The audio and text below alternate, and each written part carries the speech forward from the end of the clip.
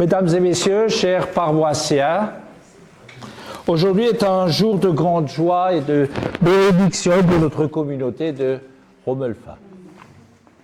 Nous avons l'honneur et le privilège d'accueillir notre nouveau curé, venu tout droit du Congo belge.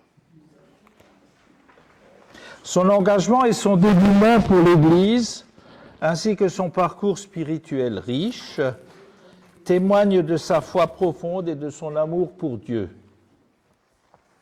Cher Père, vous arrivez dans un village qui, bien que petit par sa taille, est grand par la chaleur de ses habitants et la richesse de ses traditions. Notre communauté, ancrée dans une foi vivante et sincère, vous ouvre grand les bras, prête à marcher avec vous sur le chemin de la foi et à partager avec vous des moments de bonheur, de tristesse, de prière et même les défis que la vie mettra sur notre route. J'ai une pensée particulière d'ailleurs pour Auguste François, notre bien-aimé président du conseil de fabrique, enlevé au sien de façon trop rapide il y a peu de temps. Il aurait à coup sûr été parmi nous ce soir. Votre expérience au Congo, si éloignée de nos réalités quotidiennes, sera pour nous une source précieuse de nouvelles perspectives. Votre parcours dans un autre coin du monde nous rappelle que l'Église est universelle, qu'elle réunit les croyants de toute culture, langue et origine, dans un même élan d'amour et de solidarité. Nous sommes convaincus que vous saurez enrichir notre communauté avec votre sagesse, votre spiritualité et votre engagement pastoral.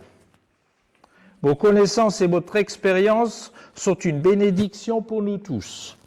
Et nous avons hâte de construire ensemble une relation basée sur la confiance, l'entraide et la fraternité. Que ce chapitre de votre vie pastorale ici à Romelfin soit empli de joie, de réussite spirituelle et d'une grande communion avec notre communauté. Nous prions pour que votre mission parmi nous soit couronnée de succès et de bénédictions divines.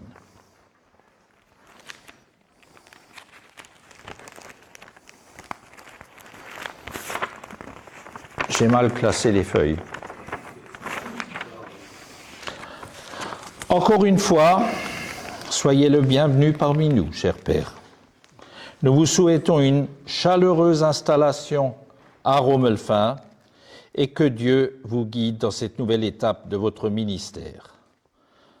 Savez-vous, monsieur l'abbé Bondeau, que nous avons un surnom ici à Romelfin?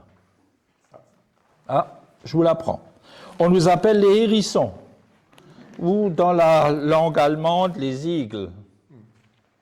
On dit que nous avons près de 6000 piquants. 6000. Un dicton dit même qui s'y frotte s'y pique. C'est de l'humour, je vous rassure. Rassurez-vous, nous ne piquerons rien ni personne à Romelfin. Et puis, lorsque nous avons appris que vous veniez d'Afrique, de votre Congo natal, certains d'entre nous se sont dit, après tout, comme tous les chemins mènent à Rome, Elphin, quoi de plus normal que de vous y trouver ici, chez vous. J'ai le bonheur et l'honneur ce soir de vous remettre aussi les clés de l'église Saint-Laurent, belle et entièrement rénovée, ainsi que les clés de la chapelle au Loup, dont Alfred, le maire honoraire de Romelfin, vous dira un petit mot tout à l'heure. Soyez chez vous à Romelfin, monsieur l'abbé Bondeau. Merci. On va donc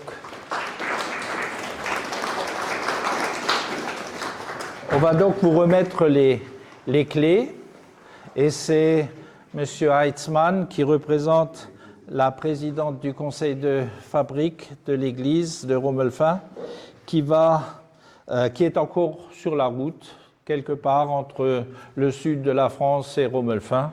Et donc c'est M. Heitzmann qui va vous les remettre de façon tout à fait symbolique, mais réelle.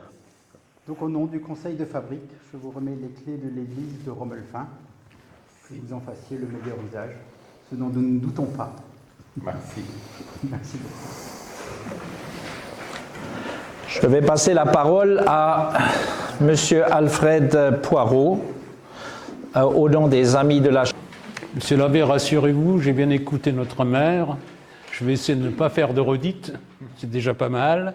En tout cas, nous vous remercions et de tout cœur de vous accueillir ici dans cette belle chapelle et bientôt dans notre église, qui sont désormais les vôtres, dans vos nouvelles fonctions. En l'absence du président Joseph et selon le souhait de monsieur le maire, je profite de cette occasion en tant que doyen de l'amicale un tout petit peu actif, encore. J'ai bien dit un tout petit peu active, l'âge étant là. Pour saluer comme il convient, notamment pour les anciens qui continuent depuis 1981 à se retrousser les manches pour l'entretien et l'organisation des fêtes religieuses, sans oublier les nouvelles pousses, ceux qui les ont rejoints depuis quelques années, qui se sont associés pour perpétuer les actions d'embellissement de notre chapelle. Monsieur l'abbé, vous avez compris qu'ici, en ce haut lieu, notre chapelle dédiée à Notre-Dame des Sept Douleurs, perchée sur les hauteurs de Romelfin, est un endroit où les croyants et les non-croyants viennent méditer, se recueillir et se ressourcer.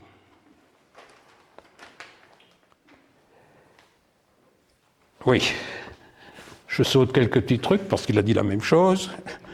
À l'intérieur ou à l'extérieur, à l'ombre de ces magnifiques tilleuls, plusieurs fois centenaires, qui déploient et élèvent leurs rameaux dans le ciel et couvrent les générations de son ombre.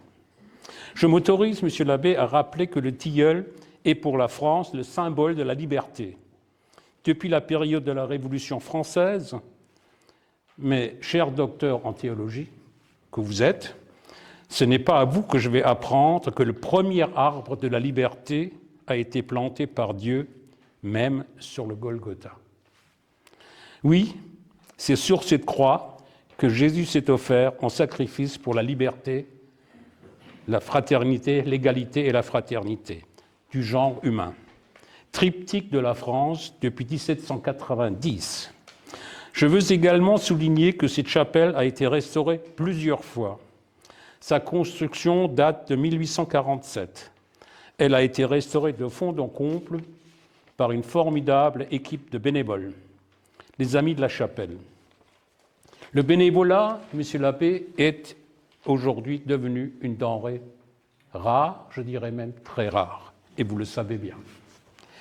Ce gros chantier a démarré en 1981.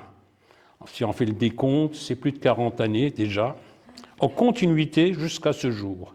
Crépi intérieur, plafond extérieur, des vitraux contemporains, pose des dalles extérieures et le carrelage à l'intérieur. Tout ça, ça a été fait par des bénévoles. Et bien sûr, avec les félicitations, comme on le voit là derrière, par les vieux bâtiments de France, le diplôme est accroché là derrière.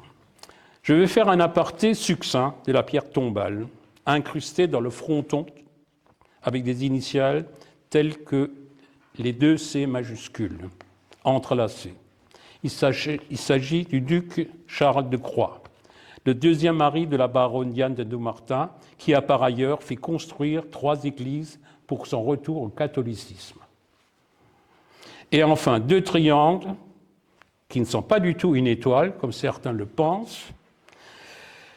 Ce sont des lettres D majuscules de l'alphabet grec, qui signifient tout simplement que c'est les 2 D, donc Diane de Dommartin. Cette pierre tombale a été récupérée dans la chapelle castrale de Fénétrange par les habitants de Romelfin, en sachant bien qu'au départ, les Romelfingeois l'avaient incrustée dans notre église en bas, Saint-Laurent. Et elle a été ramenée ici et incrustée, bien sûr, dans cette chapelle ici, dans laquelle vous présidez votre première messe aujourd'hui pour les paroissiens de Romelfin et environ. Je termine mon propos sur une petite note d'humour quand vous avez été intronisé à Saraltroff pour officier dans les 12 paroisses que forme notre communauté avec la remise de la clé. D'après le maire, geste symbolique, bien symbolique comme ce soir d'ailleurs. Sinon, je ne pouvais pas m'imaginer monsieur l'abbé Georges Pondeau avec un grand anneau à la ceinture et 12 clés au bout. Je prends aussi ce soir la respectueuse liberté, et je ne suis pas le seul d'avoir observé et partagé votre gentillesse, votre proximité avec vos nouveaux paroissiens et de surcroît sur le parvis de l'église de Dolvin, où j'étais également à la messe, où vous avez salué individuellement toutes celles et tous ceux qui étaient à la messe. Vous êtes pour nous le prêtre adoubé et vos gestes d'humilité sont très appréciés. Vous allez rougir. Toute la communauté vous souhaite 6 années de pleine réussite dans votre mission avec en prime une excellente santé. Merci. Félicitations. Ah, C'est toi, Alfred. Joseph. Alors Joseph Parmentier, c'est un peu le pilier, si vous voulez, de cette chapelle, tout ce qui est travaux. C'est un peu notre chef de chantier et tout le reste autour. Hein. Voilà. Très grand. Il va vous offrir d'abord. Alors, oui, vas-y. Alors, pour vous familiariser avec l'histoire de notre chapelle, c'est un résumé un peu raccourci, succinct de toute l'histoire depuis le début. Merci. Merci. À l'intérieur, vous trouverez, vous pouvez, voilà, ce qu'il faut. C'est ce genre-là. Voilà. Je peux vous l'accrocher là. Oui. Voilà. Maintenant, c'est table. J'ai dit juste un petit mot. J'ai dit un petit mot. Oui, si vous voulez. Voilà. On va célébrer la messe dans quelques instants. J'aurai des choses à dire. Donc là, vraiment, je vais aller à l'essentiel. L'essentiel, c'est ces mots très très courts en français, à peine à les 3-4 lettres, le mot merci. Un grand merci pour vos propos qui me touchent beaucoup. Je me dis, au fil du temps, je ne suis pas encore là depuis longtemps, mais je me dis, au mois de mai, non, avril, quand j'avais été convoqué à l'évêché, et on m'a annoncé que l'évêque voulait donc me nommer ici pour succéder à l'abbé Patrick. Habituellement, on prend le temps, dit mais voilà, je prends 1 semaine, 2 semaines pour réfléchir et puis je vous apporterai ma réponse. Et moi, ce ne fut pas le cas. J'ai dit tout de suite oui. Je me rends compte que j'ai bien fait.